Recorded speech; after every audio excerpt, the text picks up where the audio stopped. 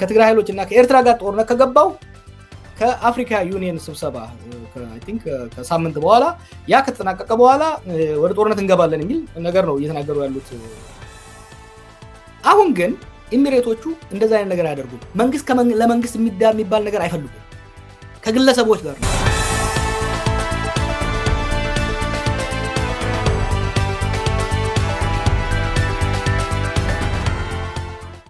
አሁን እናንተ ይህንን ውይይት በምናደርግበት ወቅት በትግራይ ዙሪያ ከፍተኛ ወታደራዊ እንቅስቃሴ እየተካሄደ ስለመሆኑ እየተነገረ ነው። ማለት ወታደሮች እየተንቀሳቀሱ የጦር ቁሳቁሶች ወደ ትግራይ ወደ አካባቢ እየተንቀሳቀሱ ነው። ሰሞኑን አገዛዙ ደግሞ ህወሓትና ሻዕቢያን የሚያወግዙ ሰልፎች በተለያዩ ቦታዎች እንዲካሄዱ አድርገዋል። አዲስ አበባ ላይ ትግራይ ተወላጆችን እያሰረ ነው። ተረፈ ያው የሚዲያ ፕሮፓጋንዳውን የቅድመ ጦርነት ፕሮፓጋንዳ የምታውቀው ነው። በተለይ ደግሞ በአማራ ክልል በሰሜን ሸዋ በምዕራብ ወሎና በምስራቅ ጎጃም ስልክና ኢንተርኔት ዘግቶ እየተዋጋ ነው። ኦሮሚያም ላይ እንደዚሁ ስልክ ዘግቶ የሚዋጋባቸው በርካታ ወረዳዎች አሉ። አንደኛ is there any power logic here ማለት ይህን ሁሉ የሚያብራራና የሚያገናኝ። ሁለተኛ መረጃዎችና ትንተና የሚነግሩህ ምንድን ነው? ይሄ የተሰጋው አውዳሚ ጦርነት ምን ያክል ቅርብ ነው የሚለውን በተመለከተ ይኸውልህ ወደ ከተደፋሽ አይነት ነገር ነው የሆነው። አብይ አሁን ባለፈው ዛሬ ወር አካባቢ የጻፍኩት ነበረ። የአፍሪካ ቀንድ ሀገራት በተለይ ኢትዮጵያ ሉዓላዊነቷን አሳልፋ ሸጣለች ለኢሚሬትስ። አብይ በአሁን ባለው አቅምና ባለው ቁመና ከትግራይ ኃይሎችም ከኤርትራ ጋር የመዋጋት ቁመና የለውም፣ ፍላጎቱም የለውም። ነገር ግን ኢሚሬት ጦርነቱን ትፈልገዋለች። ለምን በለኝ፣ በሳውዲ ድጋፍ እና በሌሎች በቱርኮች ድጋፍ በግብጾች ድጋፍ የሱዳን ጦር ኃይል በሳውት ኮርዶፋን ላይ እየገፋ እየመጣ ነው። ያንን ዲፍሌክት ለማድረግ ያንን ለማስቀየስ የሸማቂ ኃይሉ ወይ ደግሞ የአማጺ ኃይሉ የአርኤስኤፍ የሐመቲ ጦር ደግሞ ጫና መፍጠር መቻል አለበት በኢትዮጵያ ድንበር በብሉ ናይል አካባቢ በኢትዮጵያ ውስጥ የሰጠው ወታደሮች ጥቃት ከፍተዋል። ያ ብቻ በቂ አይደለም። የአርኤስኤፍን ጦር ለማትረፍ ወይም ደግሞ የበላይነት እንዲይዝ ለማስቻል ሱዳን ውስጥ እየተንቀሳቀሱ ያሉ ከዚህ በፊት አይ ቲንክ አርሚ 70 ነው የሚባሉ መሰለኝ የህወሓት ተዋጊዎች አሉ። ኢትዮጵያ ውስጥ ጦርነት በማስከፈት አንድ የህወሓት ጦር ወደ ኢትዮጵያ ፎከስ እንዲያደርግ እንዲሁም ደግሞ የኤርትራ ኃይልም የሱዳን ኃይል እየደገፈ ነው ብሎ ስለሚጠረጥሩ የኤርትራም ኃይል በራሱ ጦርነት ተጠምዶ ከሱዳን እጁን እንዲያወጣ ይፈልጋል ኢሚሬት። ኢሚሬት አብይ እንደምንም አድርጎ ሰሜን ኢትዮጵያ ላይ ጦርነት እንዲጀምር እየገፋቸው ነው። ይሄ ባለፉት ወራት እየገፉ ነበር፣ ሪዚስት እያደረገ ኳሷን እያንደባለ ነበር። አሁን ግን አርኤስኤፍ ከፍተኛ ጫና ውስጥ እየገባ ስለሆነ በተለይ ደግሞ ሳውዲ ኃይሏን ጨምራ ከመጣች ወዲህ የሱዳን አማጺ ከፍተኛ ጫና ስር ስለገባ ያንን ጫና ለማቃለል የግድ ኢትዮጵያ ውስጥ ጦርነት መጀመር አለባቸው። ምን አሁን ቅድም መጨረሻ ላይ ስላነሳው ልምጣለ። ለምንድን ነው ሰሜን ሸዋ የአማራ ክልል ሰሜን ሸዋ፣ ኦሮሚያ ሰሜን ሸዋ፣ ወሎ ላይ ሰሞኑን ኢንተርኔት አጥፍቶ ከፍተኛ የአየር ድብደባ እየተካሄደ ያለው? ሰላሌ ላይ፣ ምዕራብ ሸዋ ላይ፣ ደቡብ ምዕራብ ሸዋ ላይ በኦሮሚያ ውስጥ ይሄ እየተደረገ ያለው ማለት ነው። የላኛውን ጦርነት ከትግራይ ኃይሎች እና ከኤርትራ ጋር ጦርነት ከገባው አዲስ አበባ ቅርብ ያሉት አማጽያኖች ጫና እንዳይፈጥሩበት አስቀድሞ የማዳከምና የማቃለል ስራ ነው እያደረገ ያለው። ብዙ አሁን በስፋት በዲፕሎማቶች ወገን እየተወራ ያለው ከአፍሪካ ዩኒየን ስብሰባ አይ ቲንክ ከሳምንት በኋላ ያ ከተጠናቀቀ በኋላ ወደ ጦርነት እንገባለን የሚል ነገር ነው እየተናገሩ ያሉት የአብይ መልእክተኞች ማለት ነው። እና አሁን የምታየው አብይ ሳይወደው በአዛዦቹና በአሽከርካሪዎቹ የኢሚሬት ሰዎች ተገፍቶ ወደ ጦርነት እየገባ መሆኑን ምናየው። ኦኬ ሰው ኦሮሚያ ላይ በተደጋጋሚ ዘመቻ አድርጎ ያላጠፋውን ኦኤልኤ አሁን በቀናት እድሜ አጠፋዋለሁ ወይ በጥቂት ሳምንታት ጊዜ ውስጥ እድሜ አጠፋዋለሁ ማለትን በአማራ ክልል ላለፉት 2 ዓመታት ተዋግቶ ያላሸነፈውን ፋኖን አሁን በቀናት ወይ በሳምንታት እድሜ ውስጥ አሸንፈዋለሁ ማለትን የትግራይ ውስጥ የትግራይ ጦርነት የምታውቀው ነው። በጣም ከፍተኛ ውድመት ቢያደርስ ግን የአብይ ግብ ቢያንስ በማዕከላዊ እንትን በኩል ይባል የነበረው ኢፌክቲቭሊ ከፖለቲካ ካርታ ውጪ ዞር ማድረግ ከነበረ እሱም እንዳልተሳካ እንመለከታለን። እና ቅድም እንዳነሳው አውቃለሁ፣ ግን ማድነሱ ምንም አይነት ሜተድ ስለማላይበት ነው ደጋግሜ የምጠይቅህና ይሄንን ግብ አሳካለው የሚል ነው ግባቸው። ምን የተለየ ሁኔታ ስላለ አሁን ይሄ ይሳካልናል ብለው እያሰቡ ነው? ይሳካል ጀነራሎቹ ይሳካል ብለው አያምኑም። እሱ ግን ቢያንስ የሆነ ነገር እየሰራው ነው ብሎ ለጌቶቹ ለአቡዳቢ ሪፖርት ማድረግ መቻል አለበት። ሪሜምበር ይሄ ጦርነት እየመጣ እንደሆነ አማጽያኑ ያውቃሉ፣ ፋኖቹም ያውቃሉ፣ ኦላዎቹም ያውቃሉ። ስለዚህ ጦራቸውን አዘጋጅተው ቁጭ ብለዋል። ስለዚህ ይሄንን ተዘጋጅቶ እሱ ኃይሉን ከኦሮሚያ አውጥቶ ከማከል ኃይሉን አውጥቶ ወደ ሰሜን ሲሄድ ጓሮ እንዳይገቡብኝ በሚል ነው። አጠፋለሁ ብሎ እንኳን ተስፋ አይኖረውም። አትሊስት ለማዳከም አሁን ጦሩ ወይም ደግሞ መከላከያ ሰራዊት ከሸዋ ከወሎ ከወለጋ ስቦ ወደ ሰሜን ሳይወጣ በፊት ባለ አቅሙ አዳክሟቸው ከዛ በኋላ ጦሩን ወደ ሰሜን የመውሰድ ካልኩሌሽን ነው እያደረገ ያለው። ሉክ ማድነሱ እኮ ምን መሰለ አብይ አንዱ ችግሩ ምን መሰለ ነገ የሚባል ነገር የለም። በጣም አቅልሎ ነው የሚያየው። አለመማሩም ይሄ የማህይም ድፍረቱም ችግር ፈጥሮበታል። ሎክ አሁን ኢትዮጵያ ውስጥ ያሉ ኃይሎች ተባበሩብኝ ብሎ ሁሌ ይከሳል። ፋኖን፣ ኦላን፣ ቲፒኤልኤፍን ከዛ ደግሞ ኤርትራን ማን ያስተባበራቸው? እነዚህ ኃይሎች እኮ ብዙ ለፍተው የተስማሙ ሳይሆኑ ሁሉንም ተራ በተራ ስላጠቃ የጠላቴ ጠላት ወዳጄ ነው የሚል ተገደው እኮ ነው አንድ የሆኑት። he actually forced them to be united። አሁን አንዳንድ የፕሮፓጋንዳ ስታይ ባዳ የሱን ቃል እንጠቀም ሁለት አይነት ኃይሎች ተባብረውበታል አብይ ላይ። አሁን ባንዳና ባዳ ያላቸው ባንዳ የሚላቸው እንግዲህ ኢትዮጵያ ውስጥ ያሉ ናቸው አይደል? ኢትዮጵያ ውስጥ ያሉትን ኃይሎች ፋኖና እኮ ህወሓት የዛሬ 5 ዓመት ነው 4 ዓመት እኮ ሲዋጉ የነበሩ ኃይሎች ናቸው። ከህወሓት ጋር ለመታረቅ ሲሄድ ሂስሩ ፋኖ አንተ ተባስ ሲዋጉ የነበሩትን ሰዎች አንድ አደረጋቸው። ባንዳ የሚላቸውን ኃይሎችም ራሱ ነው አንድ ያደረጋቸው። ኤርትራንም አንድ ላይ አድርገው ኤርትራ እንኳን እንደ ውጭ መላየው ባዳ የሚላቸውን ቅድም እንዳልኩ ሱዳንን ራሱ፣ ሶማሌን ራሱ፣ ጅቡቲን ራሱ አሁን እኔ ላይ ተስማምተውብኛል ባዳና ባንዳ ተስማምተውብኛል የሚለውን ራሱ ባደረጋቸው ህዝቡን ሲከስ ሾርት ሚሞሪ ይላል አይደል? ከሱ የበለጠ ሾርት ሚሞሪ ያለው ሰው ኢትዮጵያ ውስጥ ያለ አይመስለኝም። አሁን እዚህ ጣጣ ውስጥ ገብቶ ነው እየተንከራተተ ያለው።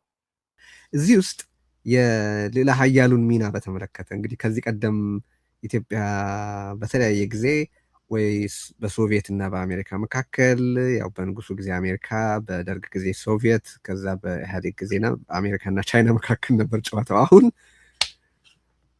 ወደ ሚድል ፓወርስ ወርዷል ነገርየው። በአንተ እይታ ይሄ የቀጣናው የአፍሪካ ቀንድ ቀጣና በአሜሪካና በመሰሎቿ ቶታሊ ለሚድል ፓወርስ አውትሶርስ ተደርጓል?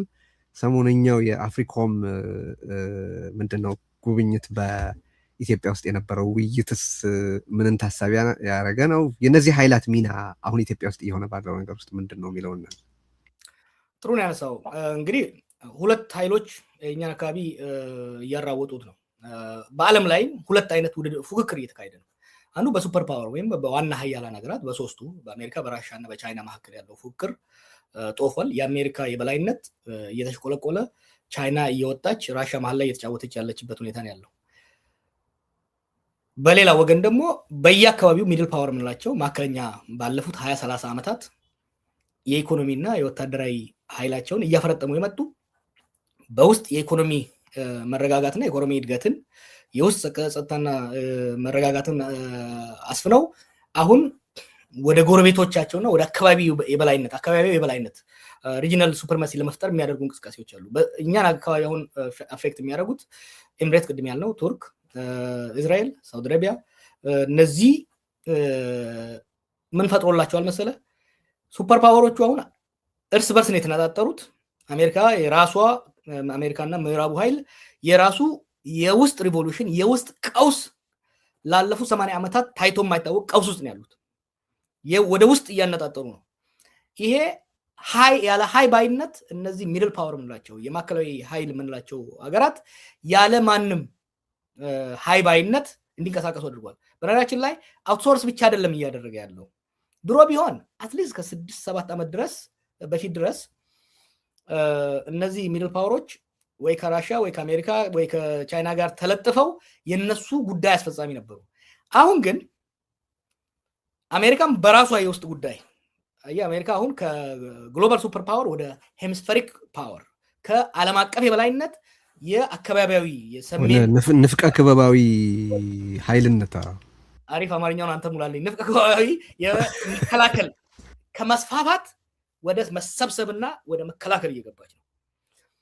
ቻይና ደግሞ እያደገች ነው፣ ግን የአሜሪካን ቦታ ተክታ የዓለም አቀፍ የበላይነትን ለማረጋገጥ አልደረሰችም። አሁን በመካከል ላይ ነው ያለ ነው። በዚህ ጊዜ እነዚህ የማዕከለኛ ኃይል የምንላቸው የሱፐር ፓወር ሚድል ፓወር የምንላቸው ያለ ብዙ ከልካይና ያለ ብዙ ያዥነት በእርስ በርሳቸው በጣም የመፎካከር ሁኔታ ውስጥ ነው እያደረጉ ያሉት። አሁን የአሜሪካን የዶናልድ ትራምፕን የናሽናል ሴኩሪቲ ፖሊሲ ካየኸው አፍሪካ ላይ አንድ ፓራግራፍ ነው ያለው። ምንድነው የሚያሳይህ? አሜሪካ ሪትሪት አድርጋለች። የሚናገረው ስለ ሁለት አካባቢ ብቻ ነው፣ ማዕድን ስላላቸው ሀገሮች እና ኢትዮጵያና ኤርትራ እንደዚህ ሆርን ኦፍ አፍሪካ ላይ ጦርነት እንዳይባባስ የሚል ነገር ነው ያለው። ለምን ብለው የኛ ላይ ፎከስ እናድርገው። እኛ ጋር ጦርነት እንዳይባባስ የተፈለገውም ስለኛ መጫራስ ደንታ ስላላቸው ሳይሆን እነዚህ ሚድል ፓወሮቹ የሚያደርጉት ነገር ከሚድል ፓወሮቹ ጋር ግንኙነት አላቸው። የሳውዲ መንግስት አሜሪካን ሎቢ ያደርጋል፣ የኤሚሬት መንግስት ሎቢ ያደርጋል፣ እስራኤል ሎቢ ያደርጋል። ከዚህ የተነሳ ነው እንጂ እኛ እዛ ዶክመንቱ ስማችን ሊጠቀስ የቻለው እምብዛም በአሜሪካኖቹም ሆነ በሌሎቹ እይታ ውስጥ የለንም በአሁኑ ወቅት። ይሄ ምን አድርጎናል? ብንል እንኳን ማንም ሊሰማልን በማይችልበት ደረጃ ነው ያለው። የሰሞኑ የተለያዩ ዲፕሎማቶች አፍሪኮም ሌሎች መምጣት ትልቅ ነገር አይደለም። በተወሰነ ደረጃ ነገሮች እንዳይጋጋሉ የማድረግ የመሞከር እንጂ ቢጋጋሉ ግን ቦቴ ይዘው እሳት ለማጥፋት ዝግጁ አይደሉም። ከኛ ጋር የሴኩሪቲ የተወሰነ የታክቲካል ሌቭል አላያንስ ያለ ባለፈ በስትራቴጂክ ደረጃ ከኛ ጋር ለመተባበር በአሁኑ ወቅት ፍላጎታቸውም አይደለም፣ ትኩረታቸውም አይደለም። ኦኬ፣ ይሄ አምባገነኖችን ምን አደረጋቸው? እስቲ እንደ አብይ ካሉ አምባገነኖች አንጻር እንየውና አንዱ ይሄ አሁን እየተካሄደ ያለውንም ጦርነት ከዚህ በኋላ ይመጣል ብለን የምንሰጋውንም ጦርነት በጣም አሳሳቢ የሚያደርገው የሚያስከትለው እልቂትና የሚያመጣው ውድመት ነው። አምባገነኖች በእነዚህ ሱፐር ፓወርዝ ከሞላ ጎደል ዓለምን ፖሊስ የማድረግ ፍላጎት ማጣት ምክንያት እንደፈለጉ የመግደል ነፃነት ይሰጣቸዋል ወይስ በአማጽያኑ በኩል ደግሞ ሌሎች ካውንተር በሚደረገው ኃይል ምክንያት ይሄ የመታገት እድል አለው? ምንድነው ያንተ እይታ እዚህ ላይ? ትሪኪ በተለይ የምዕራቡ ኃይል ቀውስ ውስጥ መግባትና በታዳጊ ሀገሮች በተለይ በአፍሪካ ላይ የነበረው ሚና መቀነስ፣ የሰብአዊ መብት፣ የዲሞክራሲ፣ ሌሎች ጉዳዮች እንዲቀሩ አምባገነኖች ነፃ እንዲሆኑ አድርጓቸዋል። ነገር ግን የኦሮሞ ተረት አለ፣ እከክን የፈጠረ አምላክ ጥፍርን አብሮ ፈጥሯል። ረቢን ጭቱ ቄን ስብረቱ ይላሉ። እና ምን አረገ መሰለ? በአንድ ወገን አሜሪካኖቹ እና ምዕራቦቹ ሪትሪት ሲያደርጉ ወደኋላ ሲያፈገፍጉ እነኚህ ሚድል ፓወሮች ብቅ አሉ። እነኚህ ሚድል ፓወሮች ምንድነው እያደረጉ ያሉት? አንዱ አምባገነን ከአንዱ ጋር ሲለጠፍ ሌላው የሚድል ፓወር ደግሞ የማዕከለኛ አቅም ያለው መንግስት ደግሞ አማጺን የመደገፍ በተለይ ደግሞ ሁለት ፊሎሶፊ ነው እየተከተሉ ያሉት። ሰው በደንብ መረዳት አለበት። እኔ ለምን ከኤሚሬት ጋር የሚደረገው ዳንስ የአብይ ተቃዋሚ ስለሆንኩ ብቻ ሳይሆን ለኢትዮጵያ አደጋ አለው ብዬ የማስበው የኤሚሬት ፊሎሶፊ እና የቱርክ የሳውዲ ፊሎሶፊ ኤክስፓንሽኒስት ፊሎሶፊ የጂኦፖለቲካል ኢንፍሉዌንሳቸውን የጂኦፖለቲካል የበላይነታቸውን ለማረጋገጥ የሚከተሉበት ፊሎሶፊ ይለያያል። ኤሚሬት በጣም ትንሽ ሀገር ነች፣ የንግድ ማዕከል ነች። ኢትስ ጀስት ሾፒንግ ሞል ይላል አንድ አሜሪካዊ ጓደኛዬ። ምን ነው እነሱ የሚፈልጉት? በአብዛኛው ከኢትዮጵያ በስተቀር በአብዛኛው አካባቢ ላይ አማጽያንን ነው፣ መንግስታትን በማዳከም አማጽያንን የሚደግፉት። መንግስታት እንዲፈርሱ ነው የሚፈልጉት። ሶሪያም ላይ ይሁን፣ የመን ላይ ይሁን፣ ሊቢያ ላይ ይሁን፣ ሱዳን ላይ ይሁን፣ ሶማሊያ ላይ ይሁን አማጽያንንና አማጽያንን ብቻ ሳይሆን ሪጂናል ተገንጥሎ ሀገር የሚሆን አይደለም የሚያደርጉት። ከኬኦስ ነው የምናተርፈው የሚል ነው። ስታቢሊቲ ሳይሆን ኬኦስ ነው የሚጠቅመን የሚል እይታ ነው። አዎ፣ ለምን መሰለህ? ምነው እነዚህ ኤሚሬቶች ይፈልጉት ማዕድን ነው የሚፈልጉት፣ የሎንግ ተርም ኢንቨስትመንት የሚያስፈልግ ነገር ሳይሆን ኤክስትራክቲቭ ኢሚዲየትሊ የምትወስደውን አይነት ሪሶርስ ነው የሚፈልጉት። ይሄንን ደግሞ አንድ ሀገር ሉዓላዊ ሀገር ከሆነ ለምሳሌ አንድ ሉዓላዊ ሀገር ጋር ረጋ አይቻልም። ረግጠህ ራሱ ያንተ ራሱ ደጋፊ ቢሆን አላያንሱ ካንተ ጋር ቢሆን ራሱ ሉዓላዊ ሀገር ፈርጠም እየሄደ ፈርጠም እያለ የመሄድ አቅም አለው። ግን አንድን ሉዓላዊ ሀገር ለሰባት ቦታ ከከፋፈልከው እያወዳደርክ አንዱን ከአንዱ እያጋጨህ በርካሽ ዋጋ እቃቸውን የመግዛት አቅም አለ ማለት ነው። ይሄንን ከዚህ በፊት ኮንጎን እንውሰድ። ለምሳሌ ኮንጎ በጣም ከፍተኛ ማዕድን ያላት ነች። ለረጅም ጊዜ ግን የተለያዩ አማጽያንን በመደገፍ የኮንጎ መንግስት ሆኖ እንዳይወጣ በመከላከል ማዕድናቸውን እንደፈለጋቸው ሲዘርፉት ከረሙ። ምዕራባኖቹ ድሮ ማለት ነው። ያንኑ ሞዴል ነው ኤምሬት ይዛ የመጣቸው። አሁን ኤምሬት መጣ የሱዳን መንግስት በሙሉ ካፈራረሰች በኋላ በተለይ ደግሞ ስትራቴጂክ በሆነ ሪሶርስ ባለው አካባቢ ላይ ያሉ አማጽያንን ወይ በመደገፍ ወይ በመፍጠር ስርዓተ መንግስት የማፍረስ ፖሊሲ ነው የምትከተለው። ኢትዮጵያ ውስጥ እስካልከኝ አብይን ልክ እንደ ተራ ሽፍታ ስለምታየው፣ ምክንያቱም እንደ መንግስት አክት ስለማያደርግ መንግስታዊ ባህሪ ስለሌለው እንደ ከሂፍታር ከሊቢያ ካለው ሂፍታር ወይም ደግሞ ከሱዳኑ የሽፍታ መሪ ለየት አታየውም አብይን። በዚህ አንጻር ነው እየሄደች ያለችው። የቱርክና የሳውዲ ለየት ይላል። እነሱም በእኛ አካባቢ ላይ የበላይነት እንዲኖራቸው ይፈልጋሉ። ነገር ግን ትልልቅ ኢኮኖሚዎች ናቸው። እነሱ ትልልቅ ሀገሮች ናቸው። የሰርቪስ ሴንተር የንግድ ማዕከል ሳይሆኑ ቱርክ ለምሳሌ የምትፈልገው ሁለት ነገር ነው። ወደ ኢትዮጵያም ሆነ ወደ ሌሎች ሀገሮች አንደኛ ኤክስፖርት እንደ ቻይና ኤክስፖርት ገበያ እንድንሆንላት ትፈልጋለች። እኛ ጋር ምርት ማኒፋክቸሪንግ ኢንዱስትሪ ስለሆነ እኛ የማኒፋክቸሪንግ ፕሮዳክታቸው የፋብሪካ ፕሮዳክታቸውን እንድንገዛ ይፈልጋሉ። ሁለተኛ በአሁኑ ወቅት በኮንስትራክሽን በተለያዩ ፕሮጀክቶች አቅማቸው እየጠነከረ ስለሆነ እኛ ጋር በመምጣት የእኛን መንገዶች በመስራት የእኛን ሌሎች በመስራት እኛ ጋር ማትረፍ ይፈልጋሉ። ለዚህ ስቴት ሜኪንግ ኢንቨስትመንት ነው ማድረግ የሚፈልጉት። ስርዓተ መንግስትን ተለጣፊም ቢሆን ግን ስርዓተ መንግስትን የሚያስቀጥል ነገር ነው የሚፈልጉት። ሳውዲም እንደዛ። ሳውዲ ማለት የአካባቢያችን ትልቁ ኢኮኖሚ ነው። አሁን ወደ 35 ሚሊዮን 40 ሚሊዮን የሚሆን ህዝብ ያለው ነው። የእርሻ መሬት የለውም። ከሱዳንም ሆነ ከኢትዮጵያ ጋር ከፍተኛ ኢንትረስታቸው ከግብርና ጋር የተያያዘ ነው። ከግብርና ሊያተርፉ የሚችሉት ሎንግ ተርም ግብርና እንደምታውቀው ሎንግ ተርም ኢንቨስትመንት እና ሰላም ካለ ማተርፍ የሚችሉት ደግሞ ስርዓተ መንግስት ሲኖርና ሰላም ሲኖር መረጋጋት ሲኖር ነው። ይሄ ነው የሁለቱ ፊሎሶፊ ልዩነት ከጥቅማቸው ከሚያደርጉ ካልኩሌሽን የተነሳ ነው። ከዚህ አንጻር አሁን ምንድን ነው ወደ አንተ ጥያቄ ስመለስልህ በምዕራቡ ከዲሞክራሲ ሪትሪት ማድረግ አምባገነኖችን የሚጠቅም ቢመስል ደግሞ ሁለት የተለያየ ፊሎሶፊ ተከትለው የሚመጡ የአካባቢ የበቀሉ የሚድል ፓወሮች መምጣት ደግሞ አምባገነኖች እንደፈለጋቸው ጨፍልቀው ለመኖር እንዳይችሉ አማጽዮኖቻቸው እንዲጠናከሩ እድል የሰጠ ሆኖ ታይቷል። ስደምረው ግን ለሀገርና ለህዝብ በተለይ ለሀገረ መንግስት ግንባታ ከፍተኛ አደጋ ከፍተኛ ፈተና የሚያመጣ ሂደት ነው። ኦኬ፣ አብይ ከዩኤኢ ጋር ተባበረ ኢትዮጵያን ፈሰል ስቴት አረጋት እንላለን። ግን ምን ማለታችን ነው? የዩኤኢ ጣልቃ ገብነት ምን ድረስ ነው ሪሊ በትክክል ይቀመጥ ቢባል በኢትዮጵያ ውስጥ የሁለት ሀገሮች ግንኙነት ፓርትነርሽፕ ወይ አጋርነት ሊሆን ይችላል ወይ ተለጣፊነት ሊሆን ይችላል። ልዩነቱ ምንድን ነው? አጋርነት እኔ እንደ አንድ ሀገር መሪ ሆንኩ፣ አንድ ሀገር ካለኝ አንተ አንድ ሀገር ካለህ አንተ በኢንቨስትመንት ሊሆን ይችላል በወታደራዊ ድጋፍ ልታደርግልኝ ትችላለህ። እኔ ደግሞ አንተ የሌለህን መሬት ሊሆን ይችላል ሌበር ሊሆን ይችላል አቀርባለሁ። ሉዓላዊነታችን ነው። እንደራደራለን። እኔም የምደራደርበት አቅም አለኝ። ቢያንስም ቢበዛም ቢከማም ሉዓላዊ ነኝ። እደራደራለሁ፣ አንተም ትደራደረኛለህ። በዛ ነው የምንሄደው። ኢትዮጵያን ለምሳሌ እንውሰድ። በደርግ ጊዜ አሁን ኢትዮጵያ በጣም የተለጠፈችው በደርግ ጊዜ ነው ከሶቪየት ጋር። የዛ ጊዜ እንኳን ቢሆን እንደ መንግስት ነው ሄደን ትብብር ውስጥ የገባ ነው። አሁን ግን ኢሚሬቶቹ እንደዛ አይነት ነገር አያደርጉም። መንግስት ለመንግስት የሚባል ነገር አይፈልጉም። ከግለሰቦች ጋር ነው። ይሄ እኔ እኮ ፐርሰናል ያየሁት እንደምነግርህ። ስትሄድ አሁን ስለ ሀገር አይደለም የሚያዋይሩ፣ ስለ ክልል ራሱ አያናግሩም። ስለ አንተ ጥቅም ነው የሚያዋሩ። ምንድነው ተለጣፊ ወንድ የምንለው?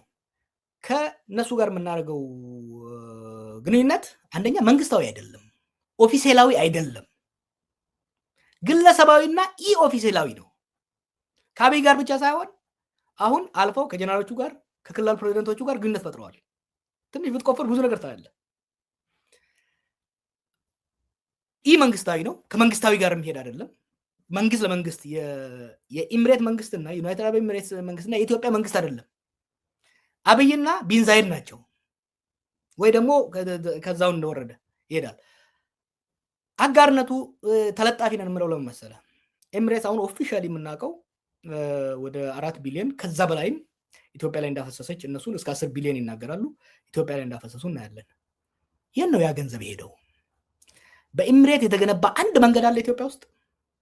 በኤሚሬት የተገነባ አንድ የመብራት እንትን አለ? ትምህርት ቤት አለ? ኢንፍራስትራክቸር አለ? በኤሚሬት ገንዘብ የፈጠርነው የስራ እድል አለ ወይ? የሚያሳየኝ ሰው ካለ ለመታነብ ሬዲ ነኝ። አይ ሃቭ ኖት ሲን ኢት። ለምሳሌ ከቱርኮቹ ጋር ነበረ የኢህአዴግ መንግስት አይደለም? ኮራፕሽን ውስጥ ገብተዋል፣ ምንም ጥያቄ የለውም። ግን የባቡር መንግስት ሰርተዋል፣ እየሰሩ ነበረ። የጨርቃ ጨርቅ ሰርተዋል። ቻይናዎቹን ውሰዳቸው። ከቻይናዎቹ ጋር ስናደርገው በነበረው ግንኙነት ብዙ መንገዶችን ሰርተዋል። የቻይና አሻራ ይታያል ኢትዮጵያ ውስጥ፣ የቱርክ አሻራ ይታያል፣ የአሜሪካ የስዊድን አሻራ ይታያል። የኤሚሬት አሻራ የለም። ምን ማለት ነው? ያ ወደ ኢትዮጵያ አፈሰስ ነው የሚለው ገንዘብ ወደ ኢትዮጵያ መንግስትና ወደ ኢትዮጵያ ህዝብ ወይም ደግሞ ስርዓተ መንግስት አልሄደም፣ ወደ የኢትዮጵያ ባለስልጣናት ሄደው። ስለዚህ ግለሰቦቹ ብሔራዊ ጥቅምን ሳይሆን ግለሰባዊ ጥቅምን እንዲያስቀድሙ ማድረግ ኤሚሬት ቤዚካሊ ከኛ ውስጥ ግለሰቦችን፣ መሪዎችን፣ ጀነራሎችን ነው የገዛችው። ከኢትዮጵያ መንግስትና በኤሚሬት መንግስት መካከል ግንኙነት የለም። ይሄ ነው ተለጣፊ የሚያደርገን። ቫሳል ስቴት የምንለው ምንድን ነው? ሙሉ በሙሉ አመራሩ በውጭ ሀገር ተገዝቶ የሚሰራው ስራ የሀገራዊ ጥቅምን ለማስቀደም ሳይሆን የግለሰብ ጥቅምን ለማስቀደም ሄዶ ባደረገው ስምምነት እጁ ተጠምዝዞ ተላላኪ ሆኖ የሚሰራው ማለት ነው።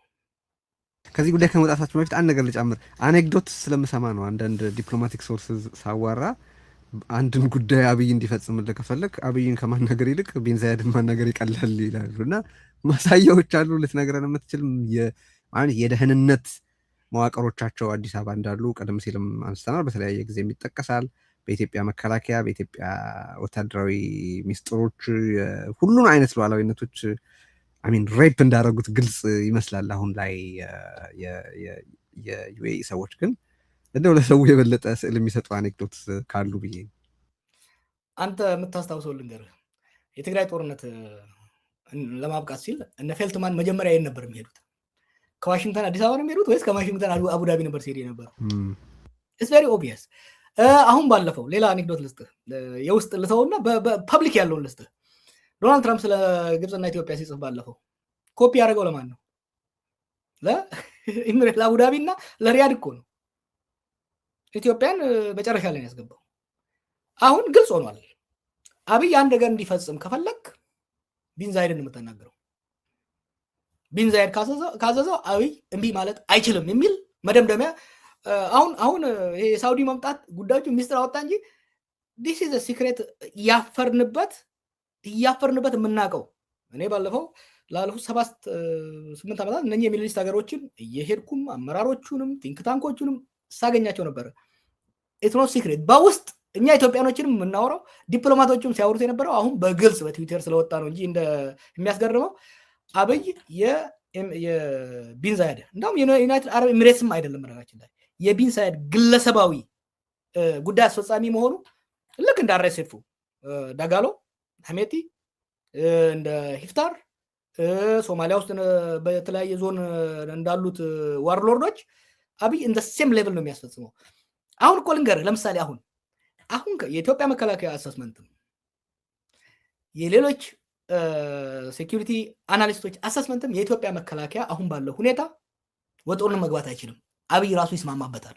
አሁን ጦርነት መግባት አይፈልግም ቢሆንለት። ነገር ግን የቢን ዛይድ ተላላኪ ሱዳን ውስጥ ጫናው ስለገባ ያን ጫና ለማቃለል የትግራይ ኃይል ከሱዳን ተስቦ ወደ ትግራይ እንዲመለስ የኤርትራ ኃይልም ወደ ራሱን ወደ መከላከል እንዲሄድ ጦርነት ክፈት ብለውት እየገፉት ነው። ይሄን ምለው ነው እኮ አይደለም ወዳጄ። ይሄ እኮ የአብይ ውጭ ጉዳይ ሚኒስትር የአብይ ደህንነት ሰዎች ለዌስተርን አሁን ጦርነት አትግቡ፣ ከኤርትራ ጋር ጦርነት አትግቡ አቅዝቅዙ ሲሉ እኛ እናቀዘቅዛለን፣ እስቲ አቡዳቢን ቀስቀስ አድርጉልን ነው እየተባለ ነው።